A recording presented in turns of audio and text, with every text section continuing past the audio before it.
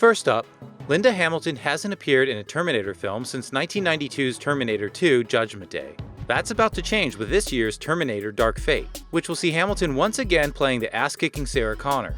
From Slash Film, it was a big deal to Hamilton to be playing Connor again, and she took it seriously. The actress recently revealed she flat out refused to say certain lines in the script that were intended to soften her character. Hamilton said the following: "In terms of approach, Tim Miller wanted her relatable.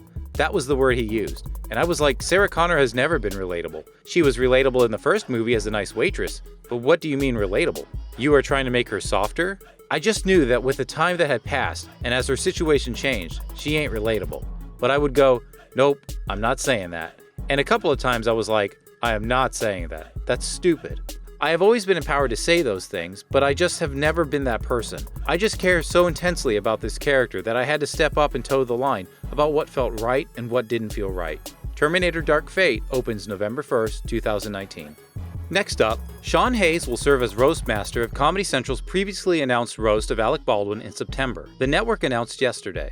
From Deadline, in the announcement, Comedy Central noted that Baldwin and Comedy Central will contribute a combined $1 million in matching $500,000 donations to Exploring the Arts, a nonprofit organization serving public high schools throughout New York City and Los Angeles. The Baldwin roast will premiere on Comedy Central Sunday, September 15th. Next up, the CW shared a handful of new details about its highly anticipated Crisis on Infinite Earths crossover at Comic-Con. From ComingSoon.net, among other announcements, it was confirmed that Tyler Hoechlin would be back as the Arrowverse's Clark Kent and Superman. Now, it's been reported that Elizabeth Tulloch will indeed be reprising her role as Lois Lane later this year. Hoechlin won't be the only Man of Steel who shows up for the upcoming Crisis. Brandon Routh, who normally plays the Atom in the Arrowverse, revealed that he'll be sporting an outfit inspired by Superman's Kingdom Come costume.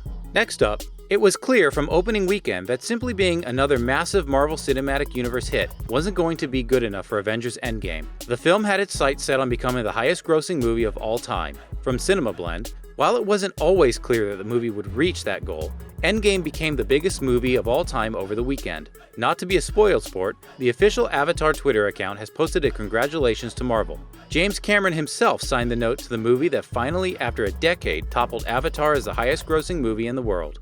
The image shows Iron Man experiencing the wonder that is Pandora.